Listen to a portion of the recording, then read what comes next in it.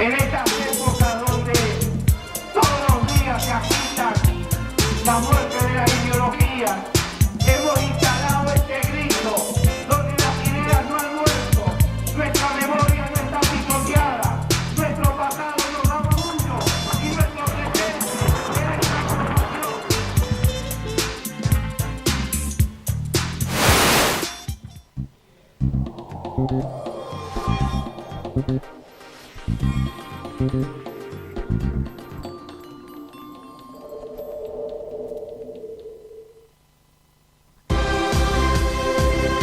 La tecnología nos conecta.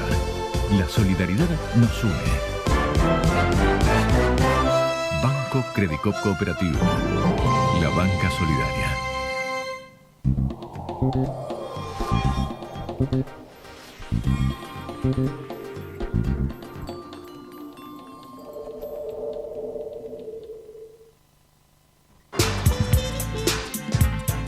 ¿Qué tal? Buenas noches, bienvenidos una vez más, como cada martes. Esto es La Cultura del Trabajo, este programa que hacemos para acercarle la realidad que viven los trabajadores precisamente en este gobierno, que es una realidad muy dura, muy cruel. Lo estamos viendo, lo que está pasando en Córdoba, el paro de transporte, que está militarizada la provincia, una reacción bastante violenta por parte del gobierno nacional, enviar tropas armadas para impedir una protesta legítima de los trabajadores. Una de las tantas protestas que están sucediendo en nuestro país a través de la negación de la paritaria, un derecho fundamental que tienen los trabajadores y una necesidad también, porque la inflación se está comiendo al salario. Hoy los trabajadores están en la línea de la pobreza, rozando la línea de la pobreza. Hubo estudios que están marcando que un hogar de cada 10 hogares de nuestro país están pasando hambre. Acá aproximadamente somos 10 personas.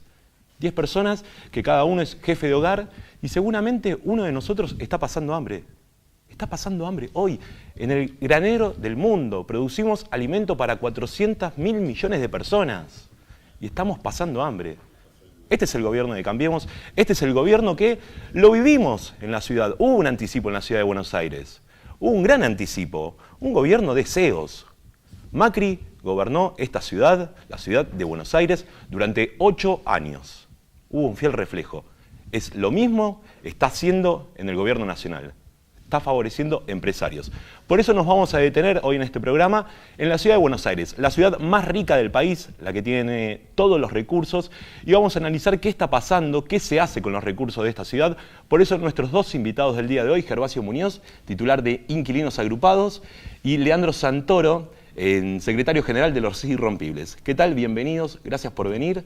Bueno, esto que estamos planteando, una ciudad muy rica en recursos, pero no así en políticas públicas y en un plan de viviendas que nunca se llevó a cabo durante el macrismo y tampoco durante el gobierno similar que continuó de Horacio Rodríguez Larreta, ¿o no?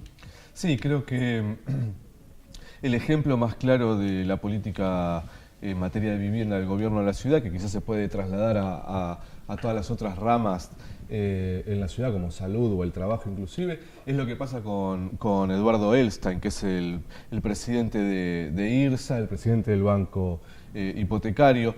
Eduardo Elstein es el dueño del 50% de la superficie de la ciudad de Buenos Aires.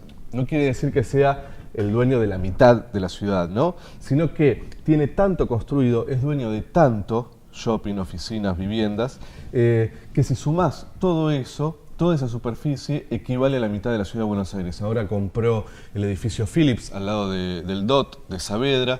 Cerca de ahí hay un barrio que es el barrio Mitre, un barrio completamente abandonado por el Estado. Sí, que sufrió las obras también del DOT Baires cuando se inundaba. Exacto. Bueno, drenaban el agua en el barrio. Exacto. Al lado del DOT, que es de Eduardo Elstein, compró la torre de Philips y va a ser otro emprendimiento que seguramente va a impactar en los vecinos del barrio Mitre. Va a impactar en el barrio Mitre y sea quizás un barrio que los vecinos se tengan que ir. No solo por las inundaciones que ya sucede, sino porque además son barrios cada vez más caros en donde es muy difícil ya sostener, que es la política de vivienda de urbanización de villas que tiene Larreta, ¿no? Urbanizar, dar los títulos para que después esa gente, como lo dijo la vicepresidenta, venda esas casas que seguramente van a ser de muy mala calidad y seguramente lo vendan a algún empresario amigo que haga un negocio inmobiliario multimillonario. Esa es la política de vivienda del gobierno de la ciudad es en realidad una política general, que es que los sectores de los trabajadores no puedan vivir en la ciudad de Buenos Aires, sino que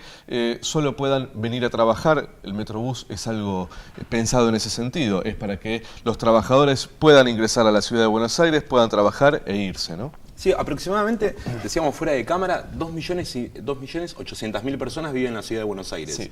¿Cuántas de esas 2.800.000 personas pueden acceder a su hogar o están en situación de alquiler? Hoy 1,5 millones de personas viven en viviendas alquiladas. Esto es el 35% de la población de la ciudad. Pero quizás haya un dato que es aún más interesante, y es que en los últimos 10 años en la ciudad de Buenos Aires y en casi todas las ciudades del país, la cantidad de inquilinos empezó a subir de forma muy acelerada, la cantidad de propietarios empezó a reducirse, en una etapa en donde nunca se construyó tanto como en los últimos 10 años. ¿Qué quiere decir esto entonces? Que cada vez menos propietarios son dueños de más propiedades y un sector, el sector de los trabajadores, difícilmente pueda llegar a acceder a una vivienda propia. Por eso es que nosotros planteamos que para exigir tener una vivienda propia, primero hay que intervenir en el mercado inmobiliario, hay que regularlo, hay que poner reglas claras, porque si no lo que va a terminar sucediendo es que lo que ya sucede en realidad es que el mercado es el dueño de las ciudades y al fin y al cabo es quien decide quién puede vivir en las ciudades, por cuánto tiempo y quién puede acceder a los derechos que brinda la ciudad. Eso lo deciden 3-4 personas. En la ciudad de Buenos Aires, sobre todo, es Eduardo Elstein y algunos amigos más de ellos, como Tizado, como Brito, Caputo, etcétera. Leandro, recién planteamos algo del Metrobús, que es se vieron muchas obras de Metrobús en la ciudad de Buenos Aires y se ven muchas obras de veredas, mucha construcción, pero nada en políticas públicas. Este mismo problema que está subyaciendo a mucha gente de no acceder a su vivienda propia, pero sí pueden tener una vereda linda. Es una ciudad más estética, con cuidados estéticos, que en cuidados de políticas públicas y de inclusión social. Sí, eso sí es triste. A ver, el PRO tiene una política tendiente a satisfacer las necesidades de un sector social que no consume, por ejemplo, los servicios públicos que brinda la ciudad. O sea, que manda a sus hijos a colegio privado, que utiliza las prepagas o las obras sociales sindicales, reclama con el tema de la inseguridad, es donde está más focalizado la responsabilidad del gobierno, pero después, le resulta indiferente lo que ocurre, por ejemplo, con los centros asistenciales, con los centros de jubilados, con los hogares para niños. O sea, hay como un desentendimiento muy fuerte de eso. Y tiene que ver esencialmente con un criterio, como decía vos, con un paradigma cultural, ¿no? Pues fíjate, todo lo que estamos describiendo acá es más o menos en chiquito lo que se reprodujo después con el gobierno de Macri a nivel nacional, ¿no? La concentración de la riqueza, ¿no es cierto?, el aumento de la disparidad y la polarización social, el desentendimiento del Estado de las funciones elementales, el hacer que hacemos, ¿no? El apostar básicamente a que las formas, terminen dominando.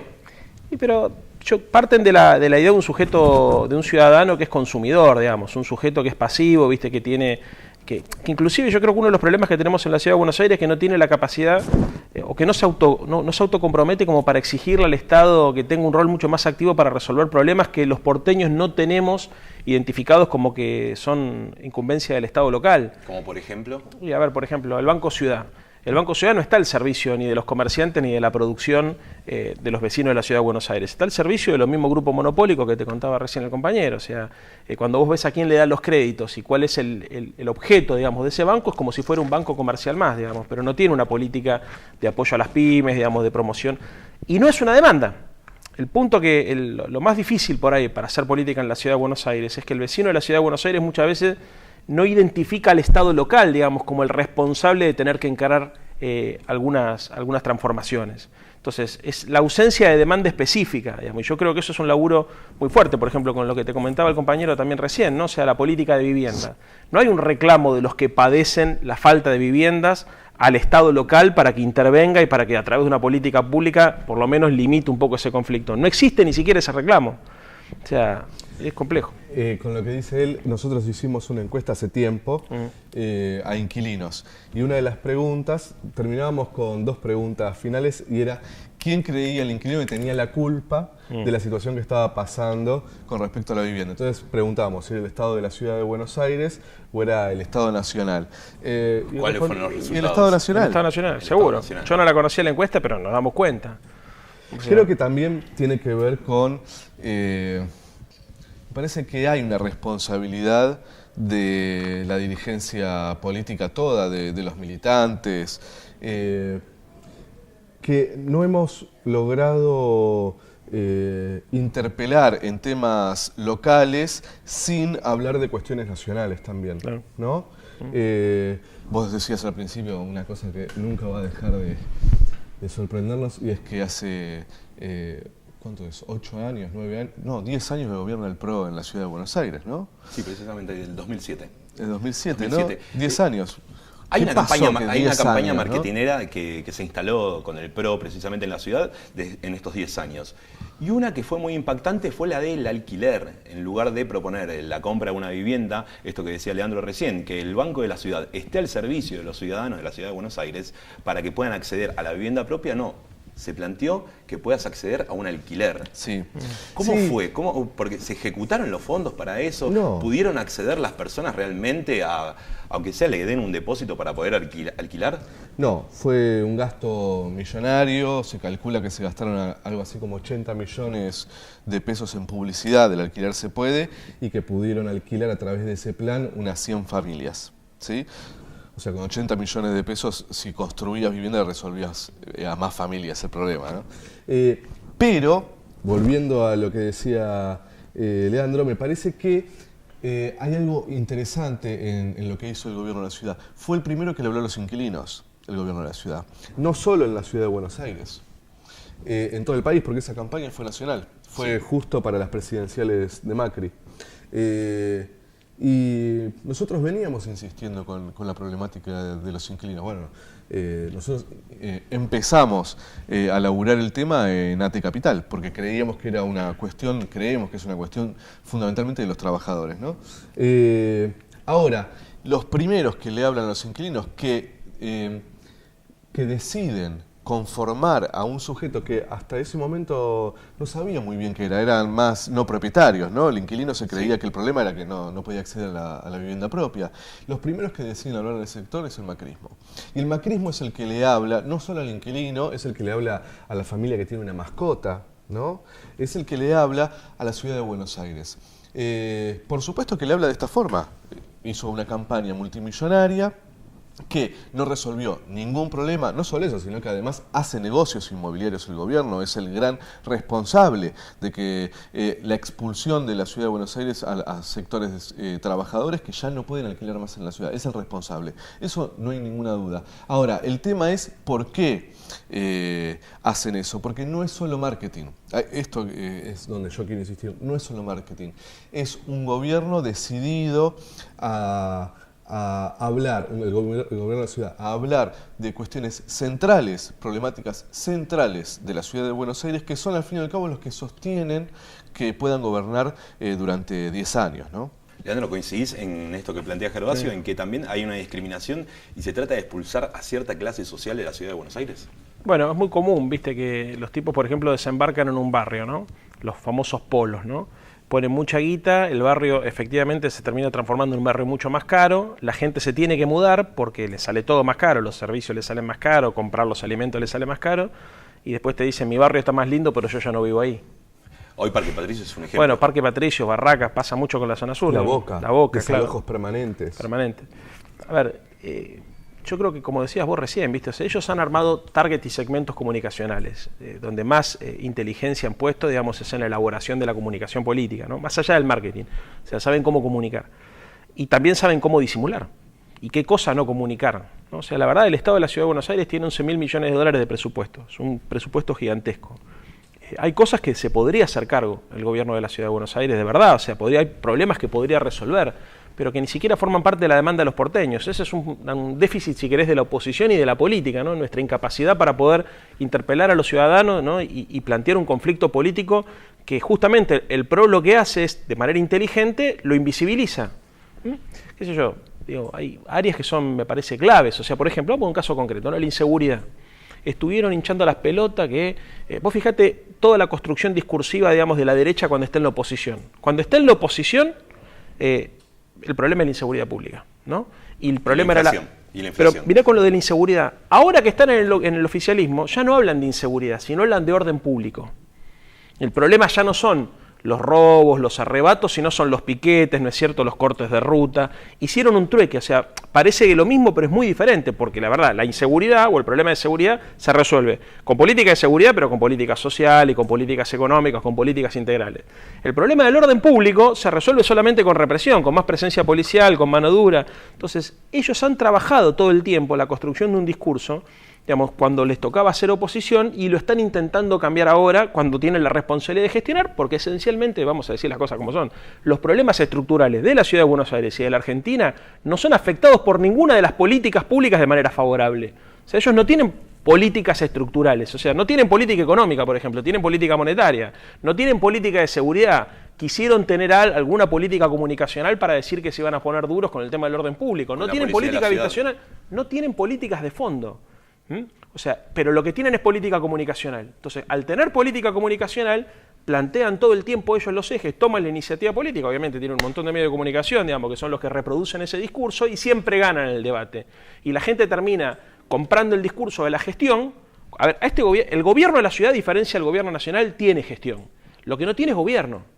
Porque el gobierno implica, entre otras cosas, digamos, plantear temas que no están en la agenda, animarse a encarar desafíos que son complejos. Por ejemplo, el tema de la salud y la educación en la Ciudad de Buenos Aires es un tema súper complejo, digamos, y la única habilidad que tuvo este gobierno fue intentar de invisibilizar el tema del asunto.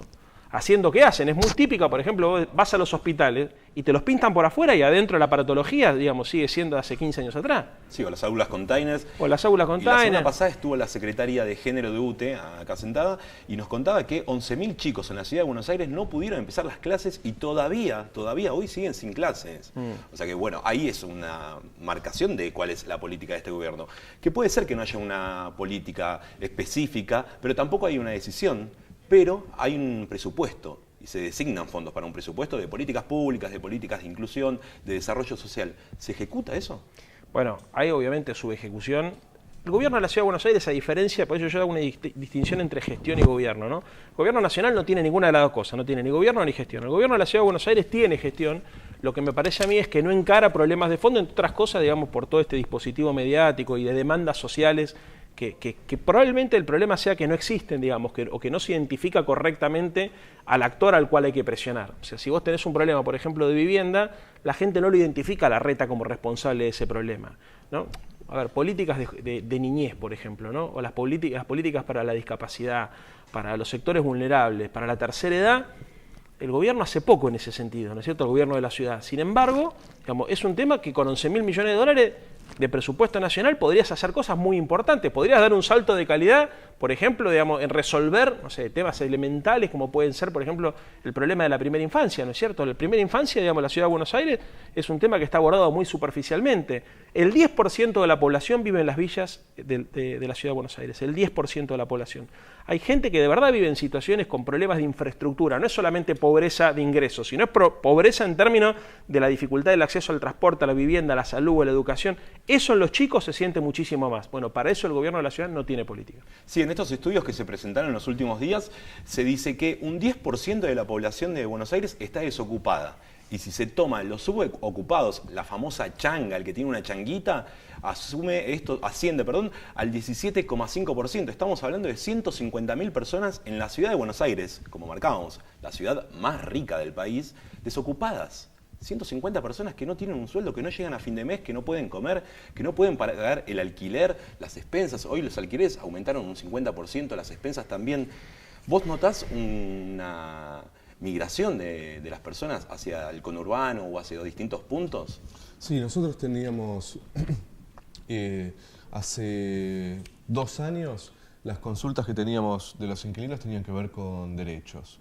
Si correspondía que firmen tal o cual cosa en el contrato, si correspondía que el propietario arregle la vivienda, cuestiones específicamente de derechos. Hoy y hace 1 año y medio, 2 años, que las consultas que tenemos es cómo hacer para pagar el alquiler, por qué me aumentan lo que me aumentan, cómo hago para rescindir un contrato. ¿Y cómo se regula eso, los aumentos de los alquileres? No se regula, está desregulado desde el 2003, más o menos, que se dejaron de regular los precios de los alquileres, con la salida de la convertibilidad. ¿El porcentaje de aumento sobre la cifra de alquiler? Lo decide el mercado. Lo decide el mercado. O la zona, por ejemplo. No, ojalá fuese la zona. En ciudades de Europa es según la zona el valor del alquiler. Acá es el mercado quien decide. Este proceso que hablábamos de barrios que el gobierno decide hacer todo un polo artístico, industrial, lo que sea, en donde las constructoras no paguen impuestos para que construyan a un precio mucho más barato y puedan construir edificios de lujo. Eso sube el valor de los alquileres de toda la zona, eso sube el valor del metro cuadrado, eso sube el valor de la vivienda, del suelo, y eso hace que entonces se tengan que ir los inquilinos que hasta ahí vivían. Eso lo decide el mercado. Son 3, 4 personas que son las dueñas de las constructoras y deciden entonces esto, como también deciden cuánto van a aumentar los contratos de alquiler. Si este año la inflación es de un 25% anual, termina siendo un 25% anual, los contratos de alquiler están, para este año son un 32% y el año que viene también.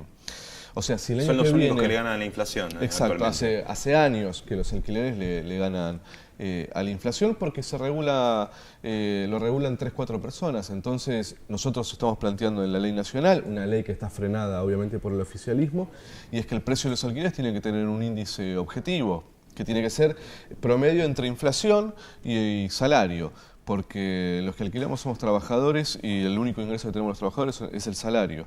Y por lo tanto, esta ley se votó por unanimidad en el Senado y hoy el diputado Daniel Lipovetsky la tiene cajoneada en la Comisión de Legislación General en un país que tiene 7 millones de inquilinos y que aumenta año a año.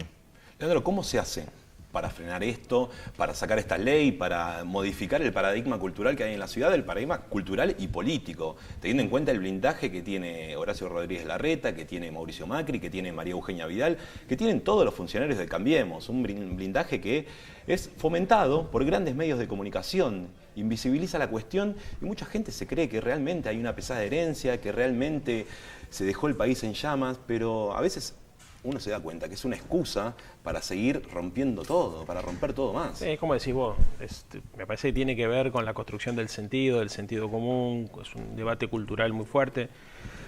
Yo creo que uno de los problemas que nosotros tenemos acá es que la lógica del mercado es la lógica del sentido común, entonces es muy difícil discutir, por ejemplo, con sectores que son víctimas del ajuste y que defienden el ajuste, porque muchas veces uno se encuentra eso, que es lo más doloroso, ¿no es cierto? Gente que, por ejemplo, frente a los tarifazos termina diciendo antes me regalaban los servicios, cuando pareciera que terminan asumiendo la ideología del enemigo, aunque les cueste a ellos, viste, ser más pobres.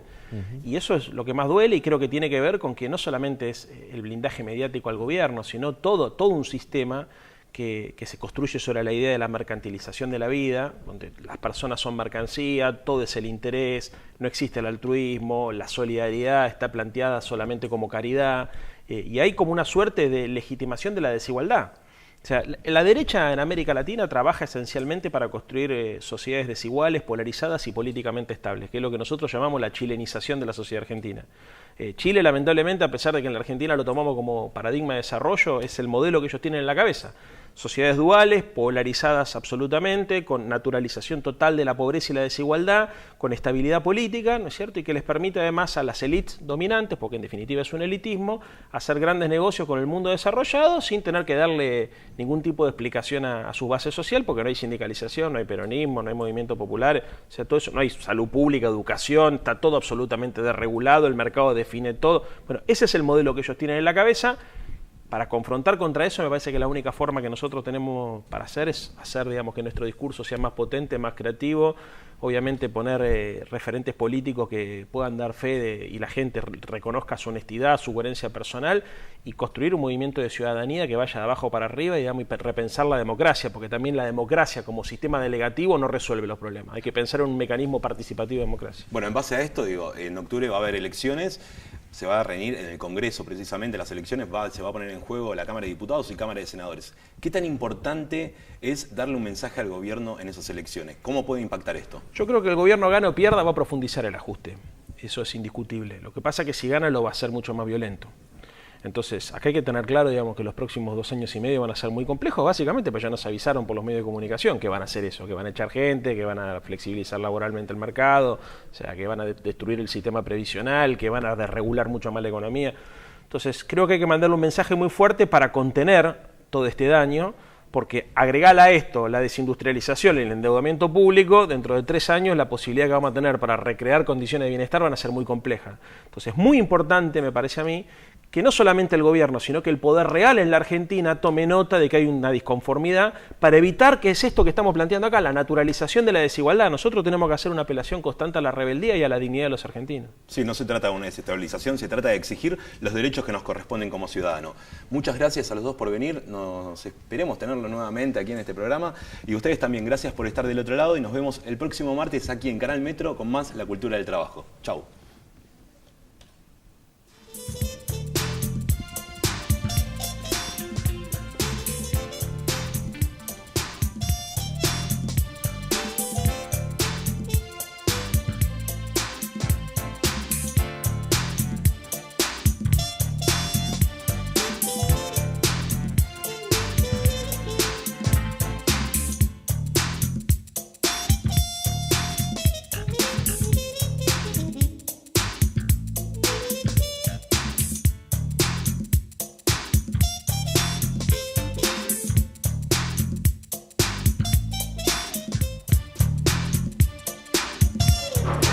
En estas épocas donde todos los días se agitan la muerte de la ideología, hemos instalado este grito donde las ideas no han muerto, nuestra memoria no está pisoteada, nuestro pasado nos da orgullo y nuestro presente es esta construcción.